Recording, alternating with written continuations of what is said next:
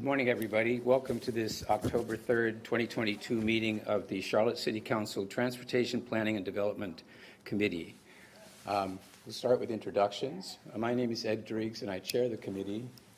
James Mitchell, committee member. Online members. Good morning, this is Renee Johnson, District 4. Malcolm Grant, District 2, on my way. Good morning, Malcolm. Other council members.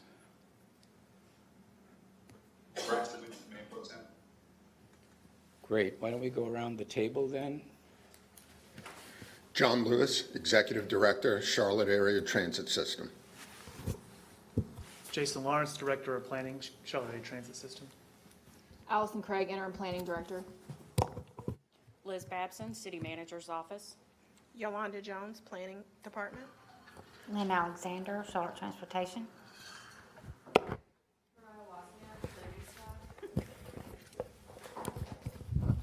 Mariah Wozniak, Planning Staff. Alicia Osborne, Planning. Lori Lincheski, Cats. Brandon Hutter, Cats. Shannon Fry, Planning. Alan Goodwin, Planning Staff. Laura Harmon, Planning Staff. Dave Pettin, Planning Staff. Great. I think that's everybody. We have a crowded agenda today, and 4 items. We're going to switch the order that appears in the agenda and have the CATS presentation first, and then we'll take the other 3. So with that, why don't I hand right over to Mr. Lewis. Thank you, Mr. Chairman, members of the committee. It's a pleasure to be with you this morning. We have, it seems like, a lot of slides, but we're going to go through as quickly as we possibly can and in order to give council members, committee members, a chance to engage in conversation and discussion after. Before I hand over to our planning director, Jason Lawrence, I just wanted to give council committee members an update on where we are from an operations standpoint. There's been a lot of conversation, a lot of discussion about the state of our bus operations in particular over the last couple of months, and it's a very fluid situation. I wanted to give council members an update. But if we can go to the next slide. But first, I want to start with a foundation of how CATS from a bus operation standpoint is structured. CATS as a city department residing in the state of North Carolina, we are prohibited from engaging in collective bargaining with bargaining units, with unions. And because our bus operators way back when in the 60s and 70s were operated by a private provider, at that time Duke Power, they were a union shop. And when the city took over the operations, we had to create a structure that would allow members of that union to retain their collective bargaining rights, while at the same time allowing the city to take over the transit operation. And so this structure allowed us to operate in both worlds. So CATS as a city entity is on the far left box. We created what I will describe as a paper management company, Transit Management of Charlotte, which is the 3rd box from the left. We inserted between, and all of the operators and mechanics work for Transit Management of Charlotte. But we had to insert a firewall between us and those union employees. And we have a third-party management company, which right now is RATP Dev. In the past, it was McDonald Transit, and before that, it was operated by another group. That management company actually operates on behalf of CATS, interacts, runs the bus operation, and engages in collective bargaining with the operators and mechanics union. That protects the city from being upside down with the state of North Carolina's right to work status, and also protects us from a federal standpoint in that we have maintained those operators' collective bargaining rights. Next slide. As an impact of the pandemic, having employee availability is not just a Charlotte issue, it is a national issue. And just this slide shows a snapshot of some of our sister organizations throughout the country that are also running into shortages of operators. Next slide. As a result of that realization, our board, the Metropolitan Transit Commission, decided to cut back our service offerings to be more in line with the available manpower that was coming in to work on the bus side from a day-to-day standpoint. We did that in August 15th of this year. We adjusted those schedules to be more in line with manpower, and that increased reliability significantly. Prior to that, we were missing hundreds of trips each day because we just didn't have enough operators on hand to operate the schedule that we were running prior to August 15th. On August 15th, we missed only 44 trips, while my goal is 0. Compared that to 300 to 500 trips that we were average missing the week before. We've certainly turned the corner from that standpoint. Next slide. Reliability is the most important thing from a transit system offering. And so you can see the week of August 8th to 11th, just as that snapshot in time in that week, we were missing, once again, hundreds of trips, and Saturday really was the epitome of the problem that we were facing. Since then, over the last month and a half, we've been averaging on weekdays 1 to 2 missed trips a day. Weekends continue to be a little bit of a problem, but certainly not the level of issues that we were seeing prior to that. Next slide. Lastly, before I turn over to Jason, I want to give you an update on where we are. RATP Dev, on behalf of CATS, is in the midst of collective bargaining with their operator union. Those contract negotiations have been going on for over 6 months. 2 weeks ago, the bargaining units reached a tentative agreement on a new contract. That plan was taken to the union membership, and unfortunately, it was overwhelmingly voted down. I believe the count was 198 against and 4 in support. We are still working through RATP Dev with the union to understand the reasons that the membership voted that down. But I will say the investment that the city of Charlotte, that CATS has made in operator schedules, work environment, and salaries puts us at the top of all transit agencies in the Southeast. CATS workers under this proposal would be the highest paid bus operators south of Washington, D.C. We continue to work. Again, RATP Dev is hoping to come back to the bargaining table, but there are 2 premises that we have given. All of the money, all of the funds that are available in our budget have already been allocated. So there's no new money to engage in this discussion. Now, whether or not RATP Dev can move money around, if there are ways for them to do that and reach agreement, that will be fine. Also, we are absolutely holding the line on the changes that we require in the contract to bring more reliability, to lower the amount of absenteeism that we are facing. That is really the crux of this problem that we've been facing over the last 6 months.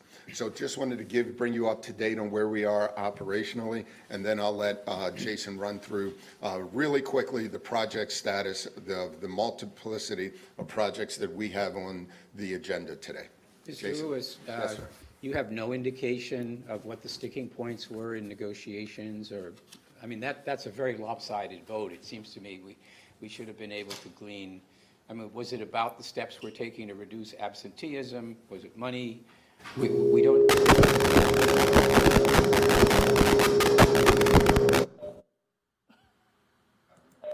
that your answer? Yeah. Sure. You know, we're still waiting to hear back from the union membership on what their sticking points are. I will say having a lopsided vote like that makes you wonder, quite frankly, if we're negotiating with the right people, whether or not that team really does have the pulse of their membership. But we're willing, through our ATP DEF, to go back to the bargaining table to see if there's a way to bring the groups closer together. If not, there are provisions in the contract that will allow us to move forward if we reach an impasse that will allow us to continue operations. Needless to say, a lot of media attention on this. So, Mr. Lawrence, thank you, John. Thank you, John. And so I think there's been a lot going on the past couple of years, pandemic, operator shortages, but what we wanted to do also today was remind everybody that a lot of this conversation began over 20 years ago in a regional conversation around a vision of integrated transit and land use that has led to a voter-approved sales tax in 1998, which led to the quarter system plan and everything that we see operating in today. And on the next slide, that vision now has been integrated within many of our plans and policies at the city level in our land use and 2040 plan, strategic mobility plan, and our sustainability policy. So everything that CATS is doing today is completely integrated within City Charlotte policies, but also at the county level, and it will go into later in the presentation at the regional level as we begin those conversations across our borders. Next slide.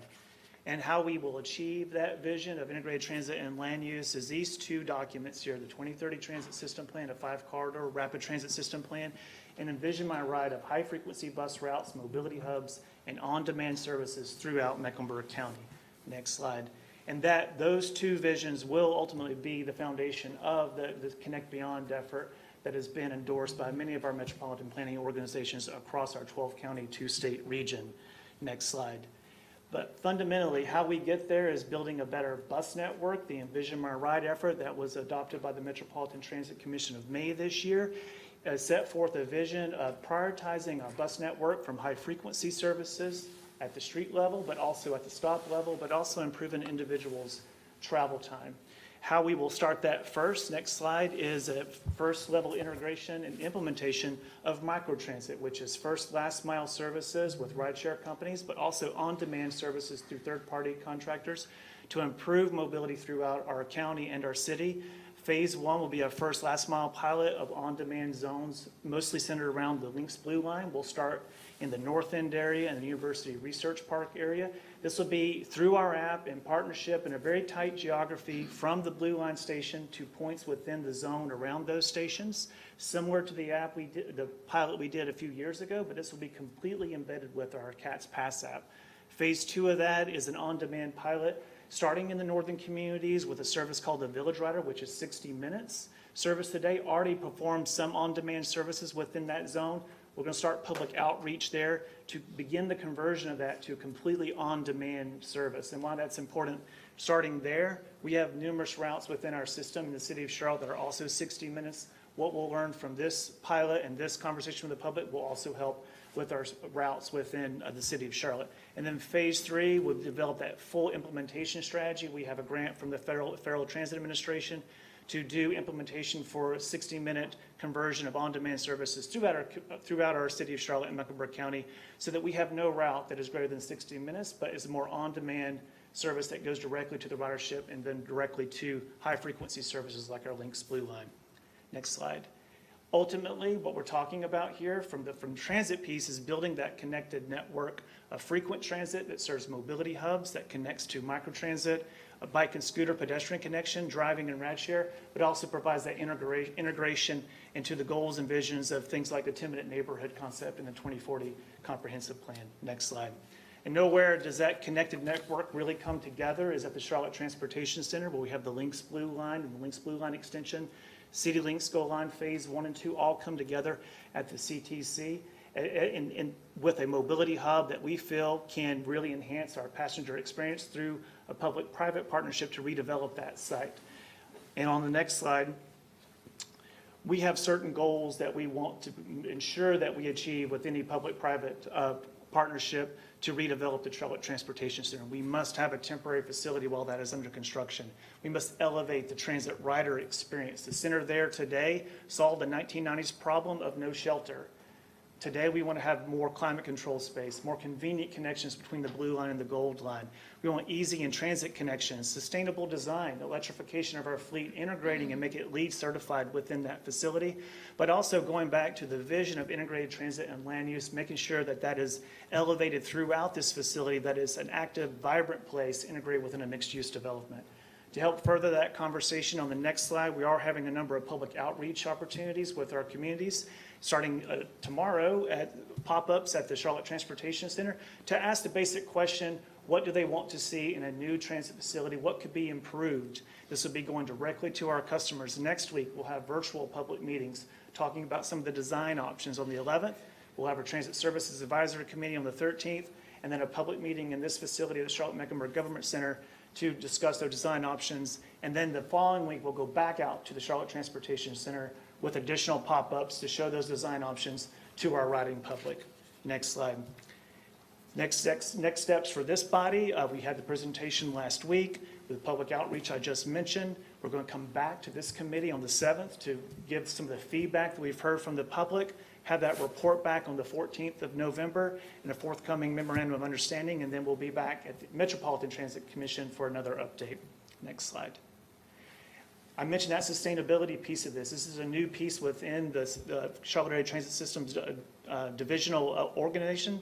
We now have our own division of sustainability. It's really important for us as we go through the electrification of our fleet. We have 18 buses that are integrated within our fleet today. We initially deployed those to Wilkinson Boulevard, South Tryon, Monroe Road, but now those vehicles operate in over 20 of our routes within our system. So you can go out on throughout the city of Charlotte and throughout Mecklenburg County and see one of our electric vehicles as we're testing that technology about how that can be integrated within our fleet. Next slide. And we are experiencing, we're testing the range. That's a big piece of electrification. Right now, we're seeing up to and above 150 miles range for each of those vehicles. We are going to begin the first ever with our community, the Zero Emissions Vehicle Transition Plan, to understand how we can meet the goals of CIAP, but also how we can have zero emissions within our fleet in total. We're also working with FTA, Healthy Planet Challenge, and other transit agencies, and we're looking for buying additional battery electric vehicles to add to our fleet. That's a part of our fiscal year 23 budget. Next slide.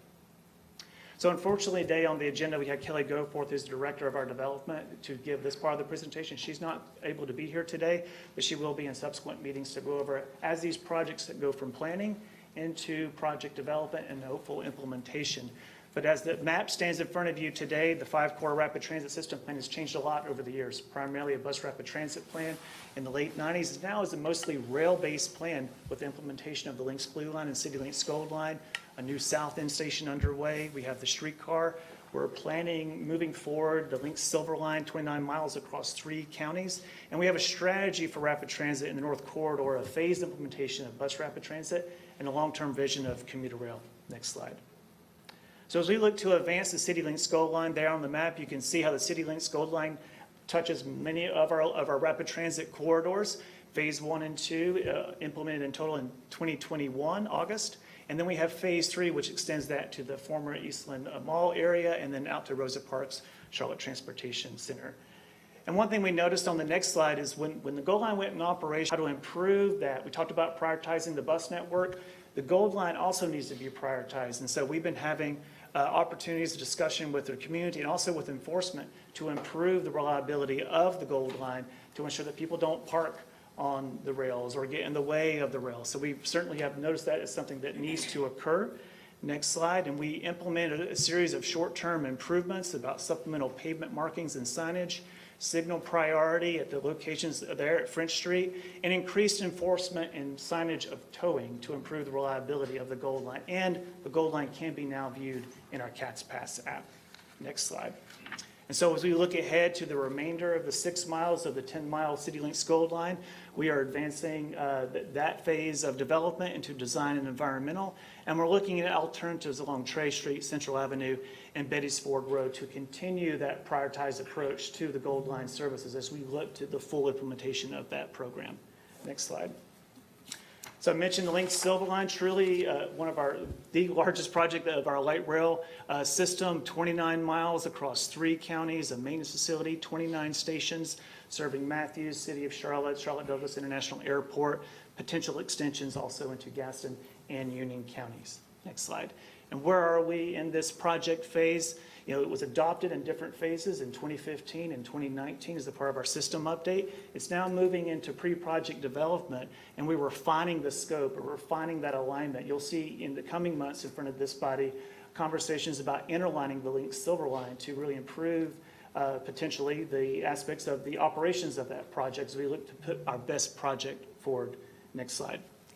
And that Silver Line project has been adopted in a series of phasing strategies with the Metropolitan Transit Commission. Phase A, Charlotte Gateway Station to the Central Piedmont Community College Levine campus. And then Phase B, out from the Charlotte Gateway Station out to I-485 at the Charlotte Douglas International Airport. And other phases, if regional funding can be identified, there'll be conversations with extending that into Gaston and Union counties. Next slide. As we look to the north, a conversation has just recently happened at the Metropolitan Transit Commission last week. There was a vote, unanimous vote by that body to provide CATS with a budget amendment to advance the Lynx Red Line corridor, the commuter rail project that runs along the Norfolk Southern O line that serves the communities of Charlotte, Huntersville, Cornelius, Davison, and Mooresville, and Iredell County. We still have bus rapid transit level service on the I-77 express lanes, and we'll continue that, but we are beginning to develop a scope of work to develop an understanding of what it would take to advance the Lynx Red Line to the next phase of development. Next slide. And many of the projects that we talked about today do come to the Charlotte Gateway Station, the intermodal facility that's being built at Trade and Graham, the future Amtrak station, in partnership with NCDOT and private development to build a mixed-use development of a bus facility, intercity bus facility, Lynx Red Line, Lynx Silver Line, City Lynx Gold Line, all come to place there. Phase 1 rail infrastructure broke ground in 2018, and we scheduled to complete that in December of this year. That is to build the station tracks that would enable Amtrak to come downtown. And then the next phase of that is a private development partnership, and we'll continue that design in 2023 with a developer agreement late in 2023. And next slide, all of that comes together too as we talk early, going back to the beginning of the presentation about how our plans will serve as the foundation for the Connect Beyond effort. This high-capacity transit network has been endorsed by the Charlotte Regional Transportation Planning Organization, RMPO, as well as the Gaston Cleveland Lincoln MPO and the Cabarrus Rowan MPO, and we're continuing to have conversations with South Carolina for that future endorsement. But we do believe our plans serve as the foundation for that regional conversation of rapid transit and interconnected bus services across the broader area. Next slide.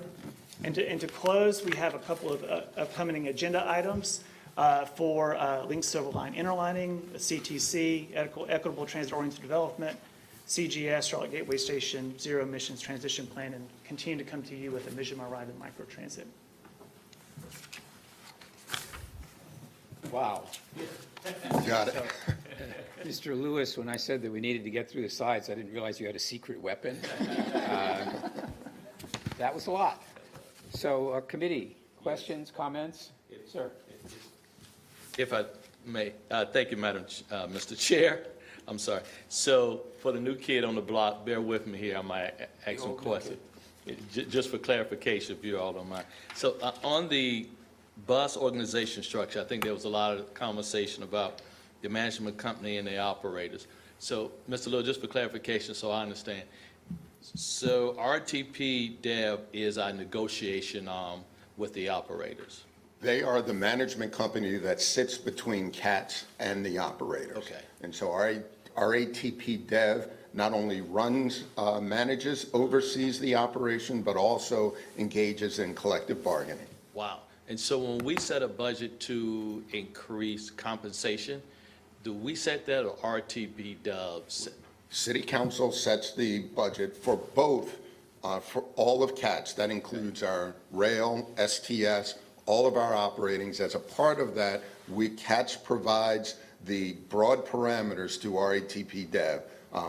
We are not at the negotiating table, so we leave the details of that to them. But we authorize an expenditure of funds under which they go into collective bargaining. Okay, thank you. Let me go to slide number, I think it's slide number 4. I kind of stepped out, so I apologize, but we talked about temporary service modification, and there was some conversation about MTC. So the process is, CATS has to take everything to MTC for approval?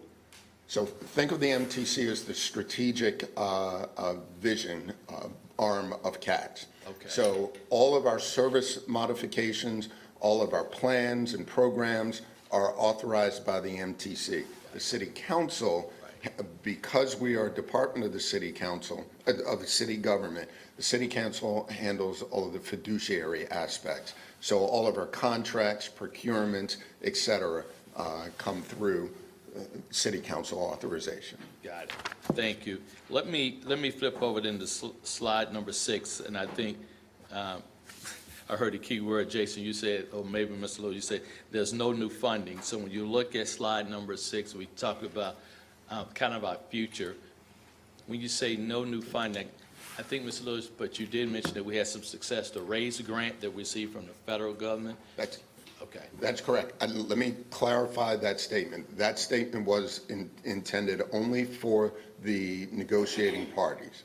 And so many times, a negative vote on a contract may come down because they want more money, more benefits, more higher raises.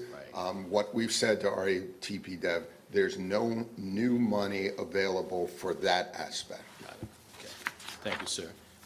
Let me flip over to slide in number 7. This is just a general conversation. I think, Jason, you mentioned when you say the 12 counties and 2 states in our shared vision. So talk about the region. So we just have the MTO, but you mentioned MUP. So how many different organizations there are out there? Numerous. Okay. For the Connect Beyond effort, it was a coordination with North Carolina Department of Transportation, South Carolina Department of Transportation, and all the area MPOs within that 12-county area. So All the Gaston, MPOs. Cleveland, Lincoln MPO, which is a sister agency, the Charlotte Regional Transportation, which is Iredell, Union, and Mecklenburg. There's Cabarrus, Rowan MPO. Okay. And then there's also a rural MPO, which is Anson County, Stanley County, and a portion of Union. And then we also coordinate this plan with RFATS, which is the MPO in South Carolina, Rock Hill Area Transportation Study. So it was a coordination in Central Carolina as our partner, which has 9 of those counties. In North Carolina was our partner in leading this effort. So, Mr. Chair, I'm going to fast forward because I know time is of issue. So let me go to page 12, and if I'd like to spend some time just one-on-one offline. And so on page, slide number 12, page 6, we talk about phase 1, 2, and 3 on the micro transit. Do we have like tentative dates assigned to each phase? Yeah, so right now with the phase 1 piece of that first mile, we're looking to implementation by the end of this year. Okay. We're working through some of our contracting with the app developer and the partnership with the ride-sharing companies. And so that's the piece we're working through. We'll give updates if that date changes, but that's the goal. And the phase 2 of the on-demand pilot would be in 2023. Okay. We're giving public conversation this November with the northern towns, and then we'll be doing further planning into early next year. Just a last overall comment. Transportation is on the bonds this November. And Mr. Chair, I think we need to have an overall conversation about how do we market and what is our PR strategy? Because I think we need to get the community excited why transportation is so important for the 14th largest city. And I think it's too quiet right now about transportation in the bond. So maybe we could talk about that later on today at 6 o'clock. We have the entire council. Thank you. There is, of course, a campaign for the bonds, so people will get that information, but I think the idea of making it more exciting makes a lot of sense. Thank you, Mr. Chair. Ms. Johnson. Thank you, Mr. Chair. I have a couple of questions. First, let me say I'm very excited about the pilot for the first mile and last mile near the Blue Line and the university area. I know that's been in discussion for a long time, so I just wanted some details. So when we talk about micro transit from the Blue Line. Can you just describe that just a little more, please? Sure, absolutely. So think of first last mile. If first last mile is used in lots of different industries, transit, also in freight. As you're thinking about how to get things to the customer, think about this in the context that you have an app that you can plan your trip, just like you would like with Lyft or Uber if you're using their app. The way our first last mile will work is you will plan your trip through our app, and you would do your payment through our app. And then you would see the vehicle come to you, just like in Lyft and Uber, and it would connect you to a destination in a predetermined zone. So in this pilot space, we're going to keep the geographies close to the Blue Line, within 1 to 2 miles. And it would connect you to destinations, for example, in the university area, think about the University Research Park. So think about places like TIAA-CREF or other businesses within the research park, taking you from the Blue Line to there, where we don't necessarily have a route that goes from the J.W. Clay Boulevard station to those locations to help with that first last mile. Okay, so that area, the University Research Park, in this area in general, is the second largest job creator in the city. So is there something less micro that might run during the peak hours where more people could utilize it? Yeah, so I think about the phased approach to this. Phase one, testing our app, testing that technology, making sure that everything's working correctly between, the ride-sharing companies and our app. But the phase two of that pilot, like looking at the northern communities, testing that 60-minute service, Village Rider, converting that to, say, not necessarily ride-sharing companies, but transit type of vehicles. Think vehicles that look like our special transportation paratransit vehicles. We call them cutaways, but they're the smaller vehicles that we use for that service. That is what I think maybe what you're talking more about in the transit space. We're going to test that first in the northern towns first, and then there are 2 routes in the university area, 50 and 54, which are candidates for conversion to on-demand services that would be more like transit versus the ride-sharing companies. But we're going to start small and learn from that, and then with the phase 3 implementation, we can talk about how to bring all those together into a more unified service. And Ms. Johnson, if I could piggyback on Jason's answer, the reason why we're looking to implement this first and last mile and micro transit aspect in university is because the typical transit services and mobility options have not worked well in this corridor in the past. As Jason mentioned, we have several routes that are operating today in the corridor with very low ridership. And so we know there's demand there, but just our typical response of adding another route with a 40-foot bus just isn't meeting that demand. And so we're trying a new option for this that is more directed to the individual need rather than the collective use of a large transit route that would require someone to walk a pretty large distance between a bus stop and their final destination. Okay, I just know that, being on the University City Board and talking with the large employers such as TIAA and Wells Fargo, there's a request for a different option. And again, it's the second largest job area. So if I don't know if there are numbers or data that we could collect. I just feel like that's potentially a lot of ride share rides, and we think about carbon emissions and just the option from the Blue Line to the University Research Park and Wells Fargo. I just feel like there's going to be a greater need, and this is an opportunity to start with the cutaways or something like that. I know you all are the experts, but I just know that this has been a discussion since at least 2019 with the employers in this area. So I would just, and maybe we can talk offline about it. I'm excited about the potential for the solution, but just the ride sharing just seems just smaller than what's optimal. My second, and even if we just did it during the peak hours or something like that, to consider that where more people could utilize it. My second question is about STS.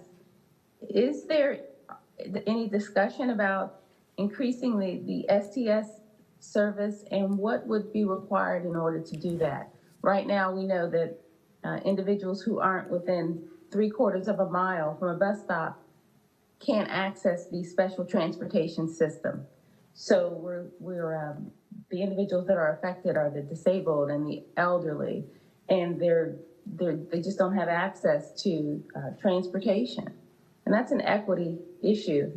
So what's the discussion or plan for improving the STS system? Ms. Johnson, that's a great question, and this typically comes before the MTC periodically, and we have considered, the MTC has considered that. Right now, we, as you mentioned, we operate our STS service under the federal guidelines, which requires us to offer special transportation services to anyone eligible passenger within 3/4 of a mile of a current bus line or a rail line.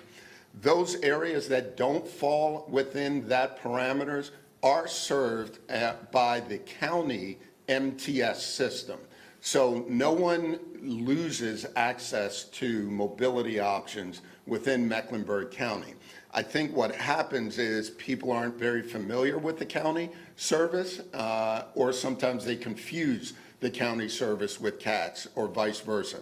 And so the discussion over expanding our STS would have to coincide with the disposition of the county MTS service. And so that is something that the two governments could come together to discuss. Yeah, I'd like to move towards that. We know we've heard from residents about this issue. This is not the first time it's been up for discussion. I personally, through Voc Rehab, worked with an individual with mobility issues, and he was trying to work, but didn't have access to transportation, nor the support to get to the grocery store that he would have needed to get to in order to catch the bus. So that is an area of equity when we talk about moving folks upwardly mobile. Getting to work is an issue, especially for those in the vulnerable populations. So if we can continue to look for solutions in that area, that would be great as well. And then lastly, my question is regarding the union contract. You mentioned that the city does have resources or the ability to get involved if there is an impasse between RAPDEV and the union. Is that correct? No, ma'am. I'll clarify that. RATP-DEV, there are steps in the contract that would allow this to move beyond the point of impasse. They're back at hopefully we'll get back to the collective bargaining table soon. They have some time set aside with the mediator that would allow them to go through whatever the reasons are for the union membership to have voted that contract down. If there are ways that they can come to agreement that does not call for additional funds, RATP-DEV has the authority to do that. They do not have the ability to offer more funds than what City Council has authorized in the CATS budget and what we have already placed on the table.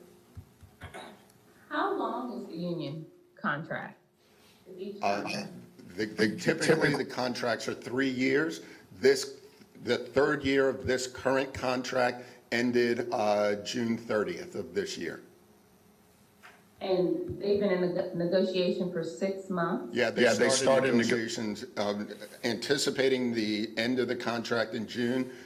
Negotiations started in March.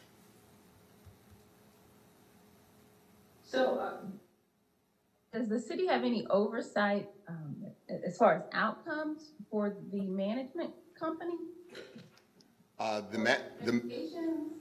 The management company works for CATS, and therefore we do have oversight over their activities.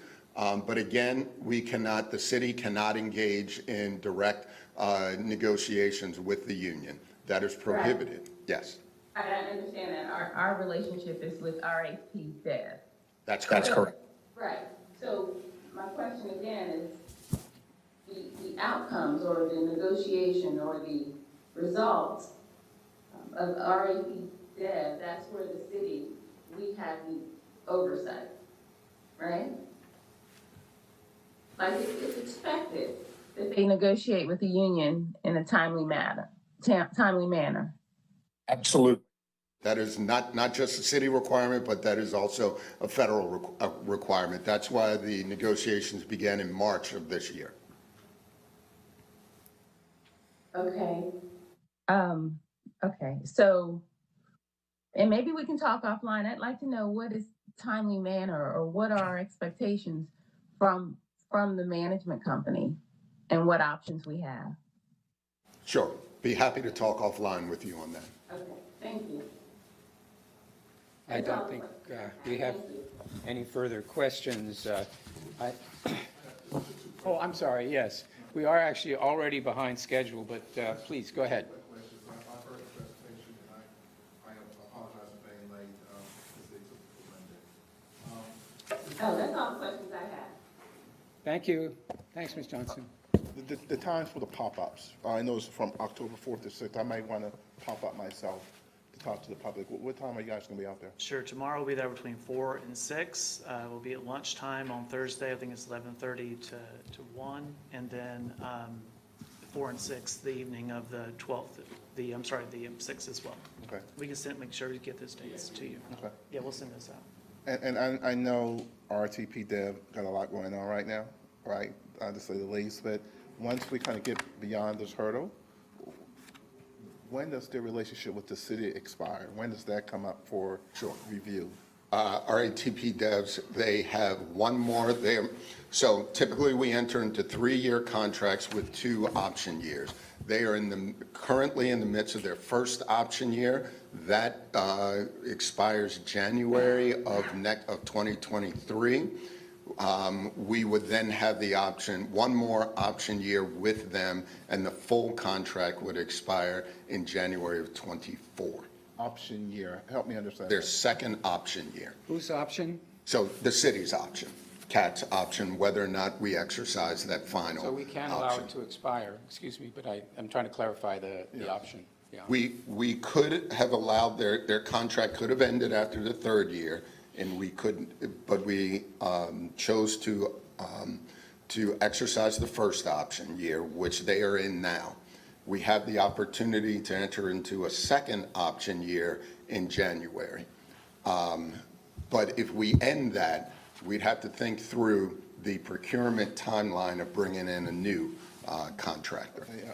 I'm just curious for certain in reference to that. And then lastly, the Gateway Station. I looked at the timeline, I heard the timeline already. It seems like we've been doing this project forever. Is that the right assumption? Well, I think the concept of the Gateway Station has had a number of fits and starts. But I think the good news is Phase 1 of the station began in 2016, and it will conclude this year, by the end of this year. The freight infrastructure, the platforms, everything that's needed to bring the Amtrak service into Uptown. The next phase is entering into an agreement with the private developer that will bring not only the Amtrak station, the CATS bus facility, but a transit-oriented development, a larger transit-oriented development to that location. Okay, thank you. Thank you, Chair. So I actually have a lot of questions. I'm not going to ask any of them right now. I'll just point out, this was a very high-level overview of a lot of topics. Those topics will come up individually as we get deeper into the respective items. So I will just mention, I think we and everybody are watching with interest this contract situation, and any information you're able to share with us as it becomes available would be appreciated. Thank you. Will do. Moving on to the next item on our agenda, which is in fact the first item on the published agenda. I'm going to talk just briefly about our committee charge and procedures. And this is just an introduction to our new processes on committee. And if we can get those slides up, please.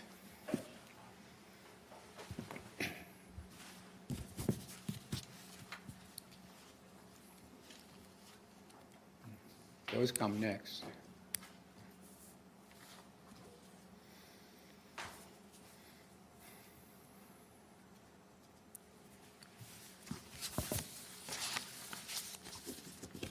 Do you have those in print?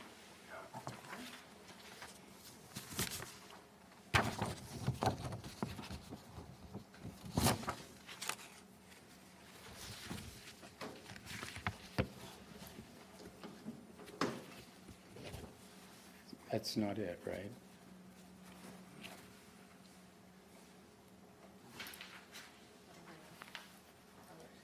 So I'll just say what we're going to talk about in this very short segment is essentially the charge of this committee, the new committee structure that we have on council generally, process for committees, and referrals and standing work items. So this is really just a setting of how we're going to operate, how committees in general are going to operate, and I guess there we are. Okay, good. So the items that we will talk about as to this committee are the committee charge. You see them up there. And if we could go to the next slide. So the charge of the committee, as you can read up there, I'm not quite sure why development was added to the name of the committee. Can anybody explain that? I believe, I can't speak for the mayor, but I believe it's because we do deal with a lot of planning and development items within this committee. All right, just So a different than economic curious thing. development, though, more on the private land development side. Yes. On a parcel by parcel basis. The other thing on this slide is of the boards and commissions, we're all kind of connected to different committees. So the list you see up there are the boards and commissions that are associated with transportation planning and development. So we will get input from them. And I think the goal is to, further to our recent conversation, to either make their work more meaningful or in certain cases to decide whether we need those committees still. We'll be working on the question of committees, of boards and commissions. Next slide, please. So this reflects the name change, which we don't fully understand yet, but I'm sure it will become apparent in the course of our work. Next slide, please. So process, and this is probably the most important thing, particularly on referrals, because there have been questions on council about how the referrals work. There's some fine print here, but the referrals are made by the mayor, the city manager, or a majority of full council, and they allow for an in-depth consideration and review of an issue. Usually what happens on a referral is the staff does work, brings to the committee material that we can discuss and from which we can then try to reach a conclusion. And then the committee work is the processing of that input from the staff and discussion. We report back to the full council in action review with a recommendation, and then a vote by council on the recommendation takes place at the following meeting, not in the same meeting as the report out from the committee. Last slide. Next. So right now we have no current referrals pending. The standing items that we will continue to work on are, as you see on that slide. The only other thing I'll mention is that the environment, equity, and the 3 E's were not given a separate committee. They were presumed to be incorporated in the work of all the committees. So we're going to have to be conscious of keeping that in mind and recognizing that as we look at things that come up in front of this committee, we always need to be thinking about those items that no longer have a committee of their own. And that's all I have about that. Any questions on that? Good. Let us then move on to the next agenda item, which I believe is our UDO, and we will hear about that from Allison Craig. Thank you, Mr. Chair and members of the committee. I'll start talking while we get the deck pulled up. Actually, community area planning Yes. and alignment. I'm sorry, I got the wrong name. Yes. No worries, no worries. Yeah, so the agenda item is community area planning and alignment rezoning, but before we launch directly into where we're going, I wanted to take a quick moment. It's the other deck. Thank you. Okay, thanks. Take a quick moment to just reflect back as to where we've been before we start to talk about where we're headed. So last year, we approved the city's first comprehensive plan in 45 years. That was approved on June 21st of 2021. And a couple key steps in implementing the Charlotte Future 2040 plan is the policy map, which was adopted in March of last year. March of this year, that really sets forth the future land use map. So I think we need to. This is not the right deck. No. She's working. Okay. The Charlotte Future Policy Map is really the future land use map, and that's what we use to guide our decisions for rezoning and other capital decisions going forward. And then, of course, the UDO, which was adopted this past August, that really sets forth the rules and the regulations as outlined in the Charlotte Future 2040 plan. So the UDO implements the vision, and at least in the handout that you have, you'll see there's a list of 10 goals that are outlined in the comprehensive plan, and there's an example that outlines each of the each regulatory item that's within the UDO that actually puts forth a way to create the vision and regulations to make that happen. Let's see. So I'm going to skip to then. All right, here we go. Thank you. If you can go to the third slide. Yeah, right there. So I think this slide is really important for the committee to see. We have done a great deal of work, and I was just talking about the comprehensive plan and the policy map and the UDO that have been adopted by council. But you can see that we still have a lot of really important work ahead, and that's what I want to touch on today in the committee, and then we'll of course come back to you all with more details as we get this figured out internally. Next slide. Next slide. I mentioned those. Next slide. So as the comprehensive plan is a visionary document that sets forth our aspirations. The UDO, these are legally binding regulations and ordinances that were adopted this past August and will go into effect on June 1st of 2023. Next slide.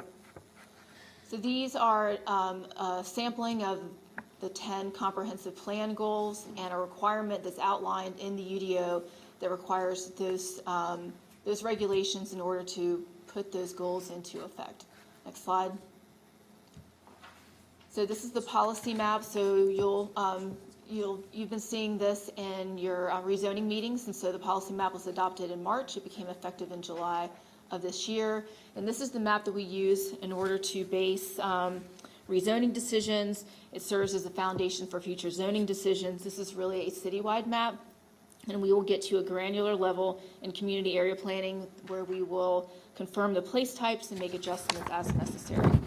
Next slide. Next slide.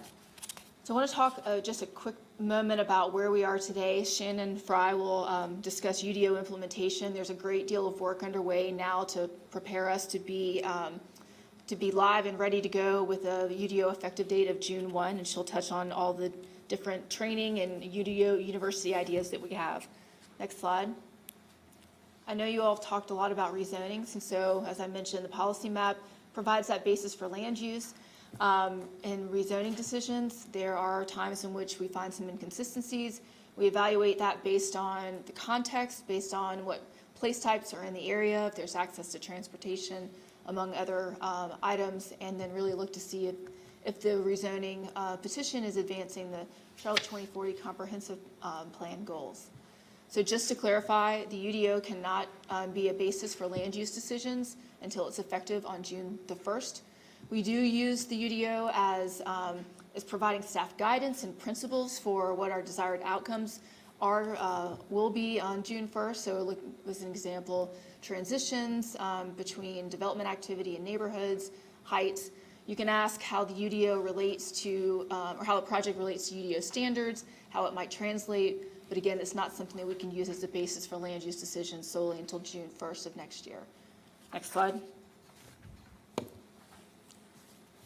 Some next steps for rezoning specifically. So as of February 1st, We will no longer accept pre-UDO conditional rezoning requests, and at that point, we will start accepting requests for UDO conditional districts as of February 1st. On March the 1st, we will stop accepting conventional rezoning requests and start allowing UDO conventional requests at that time. As you recall, the conditional requests have a site plan, conventionals do not. So there will be a time from now through March the 1st where you will still see pre-UDO rezoning requests coming in. They all must be approved by council by March the 1st of 2024. At that point, they will need to convert to the UDO districts. We have heard some concerns that there's a lot of rezoning requests in the queue right now. We've got some ideas to work through those, and we'll come back to you all with those ideas and ways to manage that queue. Next slide. Just wanted to mention really quickly, in the UDO, it's very clear, there's a table that shows which zoning districts you are today and what you will be when the UDO translates as of June 1st. And so that is outlined and prescribed and will occur automatically on June the 1st of 2023. I want to mention that conditional districts, conditional zonings will not translate and will be addressed at a later time. Next slide. So next on the horizon, this is something everyone is very excited about, community area planning. Everyone wants to really understand what's going to happen in my neighborhood. What does the comp plan mean for my neighborhood? What does UDO mean for my neighborhood? And so next is community area planning. This will provide neighborhood level guidance for the built environment. And as part of this, we will also be doing an alignment rezoning. This is different than translation. We will align the zoning district with what the aspirational place type is per the policy map.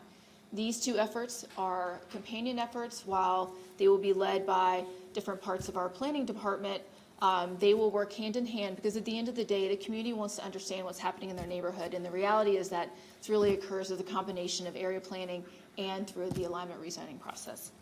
Next slide. So these are the different geographies. There's 15 different geographies, and this is the sort of what we used also when we were doing the policy map. And we will be refining the citywide guidance as outlined in the policy map, looking at a neighborhood level. The geographies are a little larger than we've done in the past. This is a way in which we can really look at the 15 different geographies, be able to see where there are some commonalities, facilitate collaboration among the different neighborhoods, assess any barriers that may be in place from neighborhood boundaries, and really start to look at citywide policy across the entire city. We may, at this point, identify some potential amendments to the comprehensive plan that we can then evaluate at a later time. Next slide. So as I mentioned, alignment rezoning is not the same thing as the zoning district translation. So the zoning district translation occurs in June. The alignment rezoning process occurs as part of area planning. And so that's where we look at the policy map. So you'll see in this map, these colors look like policy maps. So the blue is community area. The orange is neighborhood 2, the yellow is neighborhood 1, but then we start to align the actual zoning districts to those place types as part of this process. Next slide. Next slide. So I like to use an example. So we talk a lot about initiatives, and I think sometimes when you walk through what can happen to a site at each step in the process, it helps to really understand what each of those initiatives do. So this is Park Road Shopping Center. This is the shopping center. I think you all are probably familiar with it. It's at the corner of Woodlawn and Park. I think it's a really interesting site because it's extremely active, lots of retail, kind of goes against the normal retail rules. There's lots of activity in the back that has no visibility. It's sort of walkable because there's a lot you can do and see there, but it is clearly very auto-oriented. In general, there's a lot of development activity in that area. There's apartments being built, there's schools, there's banks, there's offices. There's a lot of just general development activity in that area. Next slide. So could it look different? I mean, I think we all could imagine Park Road Shopping Center maybe having more height, having less cars, having more walkability. And the reality is the way the planning process is laid out as proposed, it could look like this by right. And so I want to kind of walk you through how we get to this place. Next slide. So on the left, if you can see the B1 at the on the far left figure, that is Park Road Shopping Center. It is zoned B1. It has a maximum height of 40 feet. There's no residential allowed there. It's a very auto-oriented zoning district.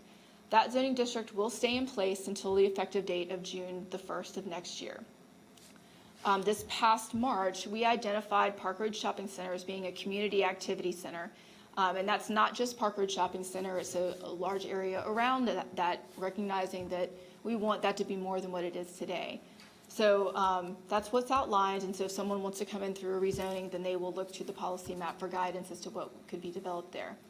So the UDO was adopted in August, of course, and so in June of next year, that district will translate to general commercial as the new UDO zoning district. It's not terribly different than B1. It has much better design requirements than what B1 has now.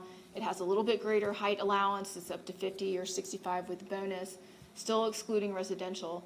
And as we go through the area planning process, unless the community outlines that to be something different, that's of course is the community activity center place type, and then we would ultimately align that most likely to a community activity center 2, which allows heights up to 120 feet, potentially 200 with a bonus, allows residential to be built there, in essence, allowing, potentially that rendering to be able to be built there by right. And that's kind of what we foresee. So I thought that would be a useful example to kind of help you understand how the potential development could evolve as we go through all this. And I think that's it.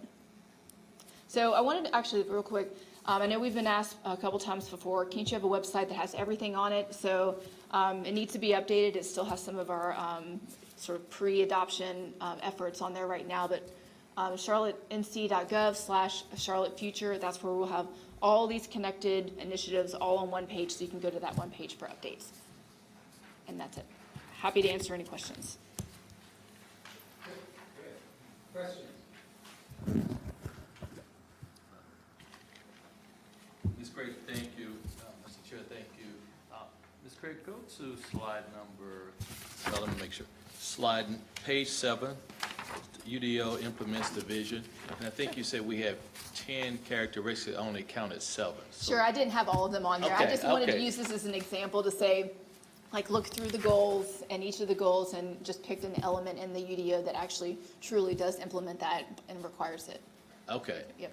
I was making sure, I think you Yep. was testing to make sure we was counting. I got you. I Okay. appreciate you reading it. Now, let me flip over again, Mr. Chair, to, I think it's slide number 13. I'm sorry, let me go to slide number 11, when it talks about rezonings. And so, colleagues, I'll be the first one to admit, I violated the first bullet point of the UDO. When you say council cannot use the UDO basis of a land use, we had one rezoning that came to us in September. I used the UDO guidelines as a way of not supporting that. So I got to make sure we stay on. Yeah, thanks. I'm sorry, but I did. Mr. Chair is mad at me. Yeah. That's why we want to provide some clarifications and make Yeah, sure if you you have all can. the tools that Yeah. you have to make good decisions. But here's a little confusing, though. Staff is using it in your all conversation, but council cannot use it part of our voting. And I just think we're sending the wrong message. So either we need to be on the same page. If staff is using it, why can't council use it? So tell me why there's a difference. So we aren't using it as a basis for recommending approval. I mean, we are looking at characteristics, and there are characteristics that we ultimately desire that we've talked about with the comprehensive plan, even with the UDO. So you can use those characteristics, but you can't say, I support or I don't support this petition solely based on the UDO districts. Last question, Mr. Chair. You mentioned, and I'm glad you brought this up, on UDO next steps of rezoning. I think it's slide 13. And you made reference to, which I think is great, by March 1st, 2024. But can you address how many rezonings we actually have in the queue? Because I think that's important for us from a workload, bringing all those rezoning to council. I believe we're about 6 months behind, Dave, is that right? So we've got some, so we're a little behind. There's been a lot of activity, but we do have some ideas that we'll be working through internally as well as bringing some before you to help us get through that queue. Okay, 6 months behind, okay. Can I follow up on that question, James? That's another point of my question, which is kind of not related. Not not related to what we're talking about, but is it a budget issue in terms of staffing, or what's, It's not really a budget issue, it's just really a time function. So, I mean, wanting to make sure that we're looking at each individual petition, and we've had a lot of activity, if you look at the number of rezoning petitions that we have had, it has just been escalating year after year. And part of that is because we have outdated policy, and so once we get on the other side of this, we should really see the rezoning case numbers go down. But it's just a function of having outdated policy and having a lot of development activity. so hypothetically, and I'm sorry, James, if we wanted to reduce that by 50% over the next year, what would you do as planning director? So there's there are some ways in which we have some ideas to accelerate the decision-making part of it. There's some opportunities that we could utilize the lunch meeting in a different way. So we've talked through that, but we have a new council, and so it's understanding exactly what your collective desires are for helping us get through that. But we have some ideas, maybe having another meeting. So it's No, really, I know. That's not a good idea. I know. And that's usually what we get, is we don't want to have another meeting. And so. But I would like to take this offline. 'cause Sure, absolutely. I was thinking about that for months in terms of what we can do to really kind of give people what they need a lot sooner and quicker, and whether it's staffing, budgetary, process, I'm not sure, but that seems to be a long time. For Sure. a city as growing as rapidly as we ought to be able to identify things that are no-brainers and kind of get those through the process quickly, and those that are a little bit more complicated, that needs council involvement and staff involvement on a different track. But I'm just thinking Sure. out loud. We have some ideas that we want to bring forward. Okay, thank you. Thanks, James. Yes, Mr. Mitchell. Perfect slide. So, Ms. Greer, as we talk about what, the community wants to really understand what's about to take place, I really want us to do a great job of engaging them early and making sure the language is community-friendly. I think sometimes we can understand, we talk about from a staff level, but I want the average citizen who we're about to impact their community to understand the language as well. And so as soon as you can get a schedule out, I think it'll help council members too to promote it, whether we have town hall meetings or podcasts. Ed is good with podcasts. I'll be the first one to say, let's make sure the language is clear for our citizens, but as soon as we can communicate this to the neighborhoods, I think it'll be more effective. Sure. Absolutely. Thank you, Mr. Chair.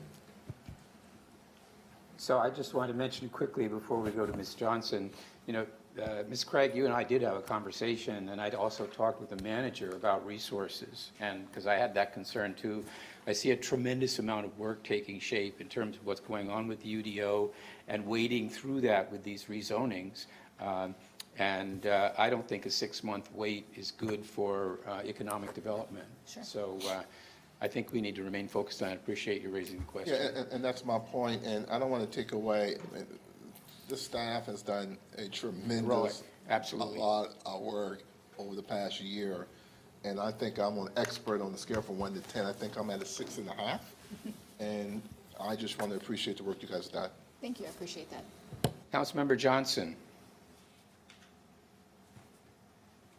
Yes, thank you. I just had just a question, kind of to piggyback off what Councilmember Mitchell asked about the goals and our decisions. And we've talked about this, Ms. Craig.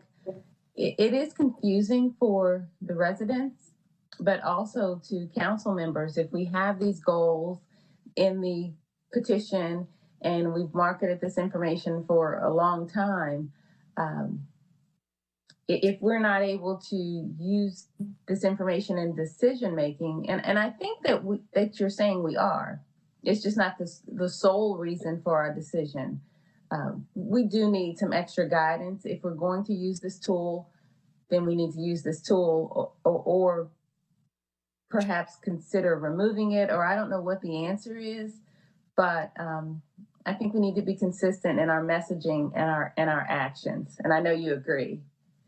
I do, and we are talking about making changes there. So we're just in a transition period, and I appreciate y'all's patience with that. And we will make sure that you have the best information available for you to make your decisions. So let me ask, we have been discussing the UDO and the 2040 plan for a long time. Was there a transition plan, or is there a transition plan? So part of the reason for coming here today was to talk through some of those transitions and so what it looks like. So we didn't really want to put too much on the agenda for today, but we can talk through that a little bit more. Shannon Fry is here, and that's the last agenda item, to talk a little bit about UDO implementation, because that's a lot of work that her group has ahead, and so some of that will be covered in the next agenda item, but we'll certainly be coming back to this committee with more information. Okay, thank you. And then, Mr. Chair, I have a comment on the last item on the agenda prior to the UDO discussion. You mentioned the Triple E committee and the wonderful work that we did. There was a framework document that was created, and the goal was for all of the committees to view our decisions through that equitable lens. Can we ensure that that we have a copy of that for this committee and that we are using that tool as it was designed? Absolutely. I'm sorry, I can't hear you. Right, you can. We will absolutely make sure that we all get that. Good point. Okay. Yeah. All right. Thank you. That's all I have. You, Mr. Winston. Thank you. I have two questions. How are we going to prioritize the community area planning process in terms of which community areas that have been identified will rise to the top? Next committee meeting, we'll go into a little bit more detail, but we're really planning a citywide launch of that, a kickoff. And so we'll be in all the communities throughout 2023 and 2024. And so there's not really going to be one that gets completed prior to the others, because for that reason, I think everyone is anxious for it to start in their communities.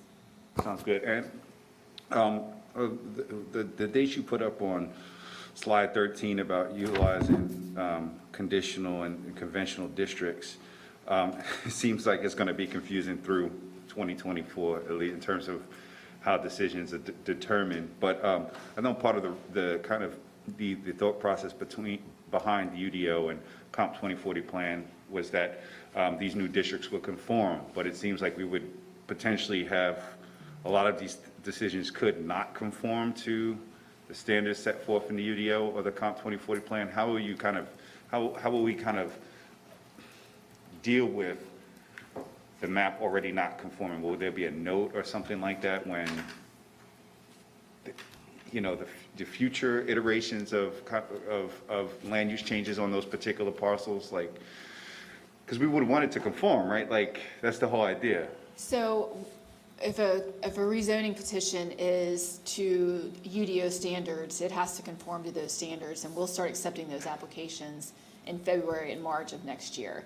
And so, so I'm not sure if you're asking about the UDO districts or conformance with the comprehensive plan. I mean, we could be approving land use decisions until March 1st of 2024 that would not conform to UDO standards. Is that? That's correct, because by state statute, they have that option to be able to use the old districts. So if this is the notice that if they have those petitions submitted prior to February 1st, then they have the option to be able to use the old standards. But we've put this sunset date on there, so this can't last forever. So we're allowing that. We understand there's a backlog, of rezoning queue right now, so we want to be realistic about what, the length of time if you submit prior to February 1st so you can get through. But at some point, if you don't meet that, then you're going to have to use the new standards. So we didn't actually finish hearing from Ms. Johnson, so I'd like to go back to her. I'm sorry, I actually did. I had some more questions, so thank you, Mr. Chair. I wanted to ask, and this is also as far as the governance issues. Is it possible to hear from our committee chairs in this meeting? at least a planning committee or some of the committees. I know we've had on other committees presentation from our community boards and commission, that's the chairs or the group. Would that be possible if we could do that? Just a thought. And then my question for Allison, excuse me, Miss Craig, and also for Mr. Lewis. Does the city collect residents' email addresses when we talk about outreach? I know we use social media and Nextdoor and other things like that, but are we collecting the email addresses of constituents who have reached out to the city and possibly compile an email list so that we're able to distribute information to residents, such as these pop-up meetings, and it might help with responses from residents when we have these big initiatives. So I'm wondering, is that something that we could start doing? Is collect email addresses of our leaders, maybe our precinct chairs, if council members have our contact list. If there's a comprehensive list and we can start emailing information to residents, then they may feel more included in the notifications. So Johnson, do you mean a list of people who have sent us emails so that they can receive a response and we collect those? I'm just trying to understand your point. Yeah, or residents can sign up to be on an email distribution list. An email distribution list when there's issues like delays in the trash and the recycle, just quality of life issues, and also these initiatives. And I think the 2040 plan demonstrated how we missed some residents. So if there were an option for emails, again, if residents sign up, if we provide emails for our districts, I think that would be another way to reach out to residents. I just didn't know if that had ever been a consideration. I think the city captures neighborhood leaders' email, phone numbers, forwarding addresses. So there's a comprehensive listing of every major neighborhood in the city. And Right, so neighborhood leaders, but I mean beyond that. The HOA list? We compile a list of the HOA, the neighborhood leaders, and residents as well. Because even with leaders, the 2040 plan, again, it demonstrated how there was a small percentage of residents who had responded. I'm just saying, if we expand the tools that we're using to reach out to our residents. So I think that's something that, for one, we should investigate what we already have, and probably any formal action would be taken by our Budget and Governance Committee and Intergovernmental, because all of those responsibilities are now in that. But we'll follow up on it. So we'll find out what we've got, and we'll maybe talk to them about whether there's a referral or something to broaden the base of outreach, like the lists that we have for community outreach. Okay, thank you. Right. So is that it, Ms. Johnson? All right, thank you. So Anderson?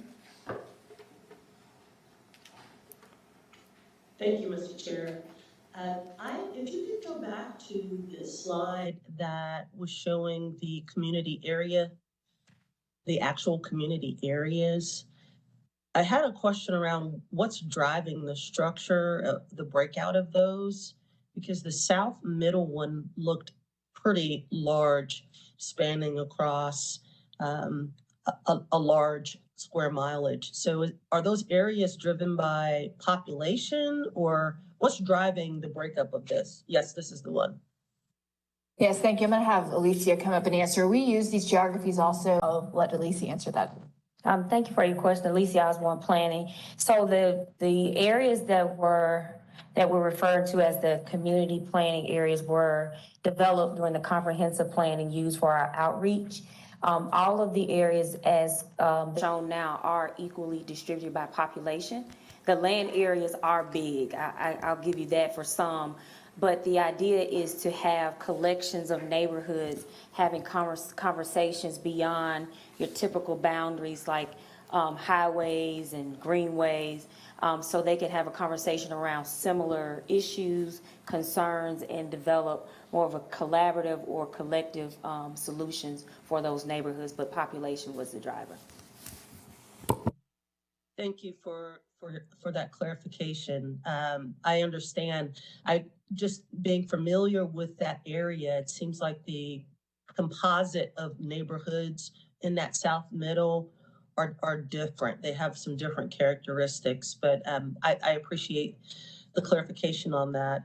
And lastly, I just want to echo what my colleagues have been saying about this time that we're in, sort of pre-UDO acceptance, but post approval.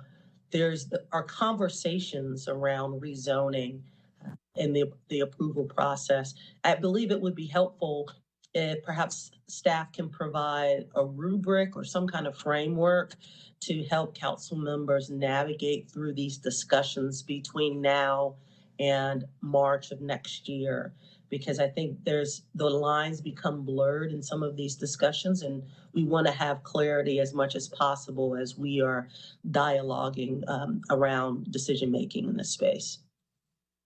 That's all I had, Mr. Chair. Thank you. Thank you.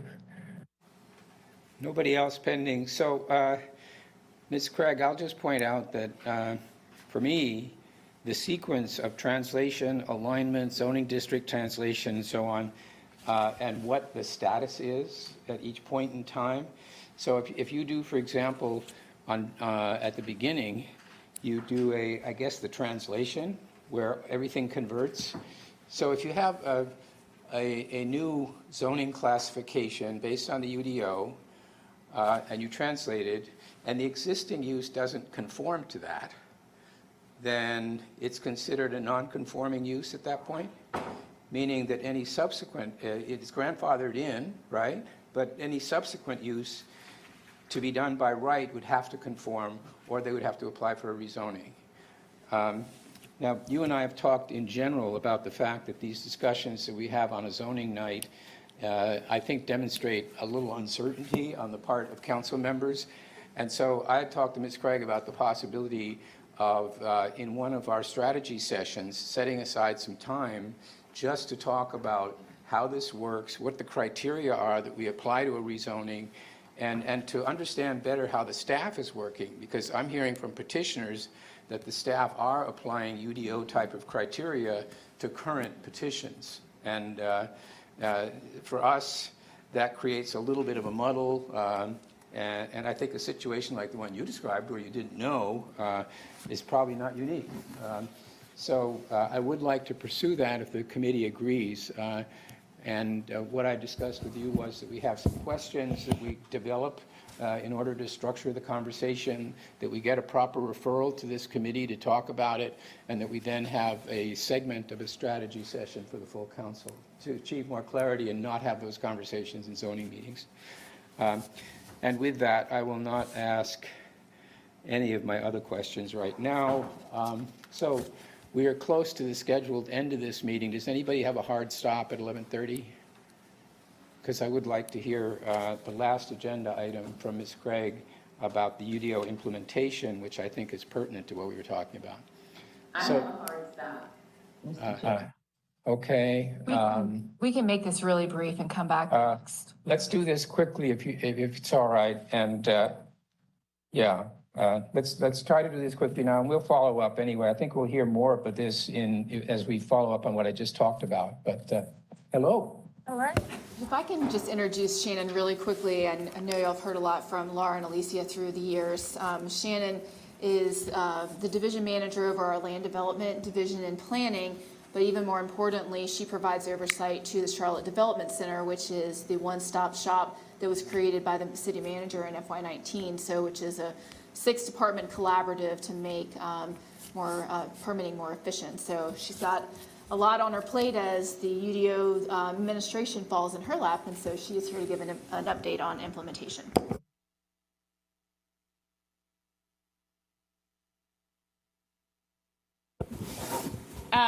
So as you all can see, there's a timeline that appears at the top of this slide, and this was really to on an outward appearance of what we're doing behind the scenes below the line.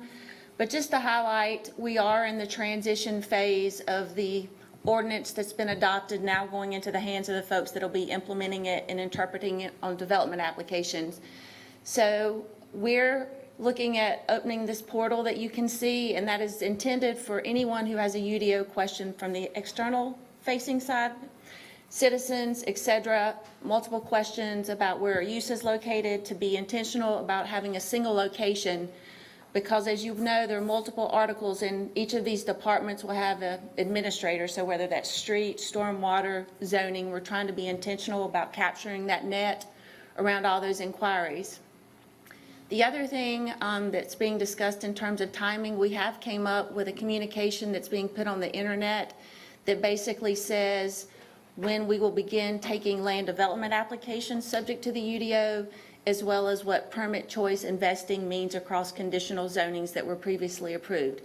This notice is intended to give clear windshield view of what to expect and where you are on your timeline of planning a development application by right. We are branding what we will call the UDO University for a January launch. That curriculum is intended to serve the community at large in terms of what to expect and understand the regulations, as well as folks that are preparing development construction plans. I'll speak to some process improvements and shifts, but we are spending the balance of this year getting ready to launch that curriculum and make sure that the spectrum of who we need to touch and who we need to inform about what to expect for that June 1st application date, that we have lead time as well as the time that's being used this on the post-adoption side of this, folks getting familiar with it, reading it, so that in January, these questions we're getting, how we're conversing amongst ourselves, we can be intentional about how we promote using the UDO in your everyday application. Below the line, we talked about the time from the adoption date to the implementation date. In these colored boxes, you'll see a number of initiatives that are underway, but staff is really bearing down right now. There's going to be a number of process improvements that need to occur as it relates to looking at single family for the tree ordinance as well as the stormwater. So that's changing some of our process. Of course, we'll come into a UDO board that will replace the Zoning Board of Adjustment. That board will hear all of our variances and appeals throughout the UDO. There's a number of technology changes that are occurring to the Excel database. We're having to create a number of new record types, so we're in contract with a vendor who's going to provide those updates. And then the toolbox, as you know, the UDO has many references to the Charlotte Land Development Standards Manual. There will be tree guidelines as well as GIS updates that we'll need to make for the zoning districts. So there are a number of items that we are undertaking that will have to be put in place. At count, we have probably close to 50 tasks that we are going in a concurrent pathway forward.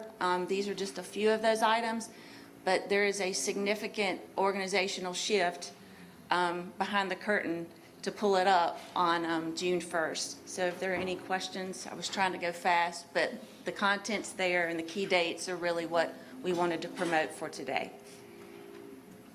Okay, that was impressed. Very well done. So this is going to be a continuing conversation, clearly, but thank you for that. Gives us a starting point. Anybody else on the committee? No, Yes, sir. just a quick question. I think the UDL University is a great idea. Like I said before, on a scale from 1 to 10, I'm at a 6.5. So even I can use some clarification on some of the finer points of what we're doing. And just remind everybody in the public, this is a 40-year change that we're making, and there is no way we're going to solve all the problems overnight. And it's going to take time to get to where we want to go. And I think as council members, we need to remind the public and even ourselves from time to time that this thing is going to be with us for a while. Thank you. Yes, sir. Mr. Chair, just following Councilman Grant, when the UDO University opens, sorry. Thank you, Mr. Chair. On the UDO University opens, I know it's geared to those who are going to be submitting UDO petition. can there be a neighborhood kind of section, maybe section 101, just for our neighborhood leaders to be engaged and so they have a full understanding as well? Okay. And I'm glad you mentioned zoning board of adjustment. That's where I got my first start, so thank you. Thank you, Mr. Chair. Good. We all set then? I think that's our last agenda item, and we got within 3 minutes. Yeah, all right. So do we have a date for our next meeting? Do we need to talk about it?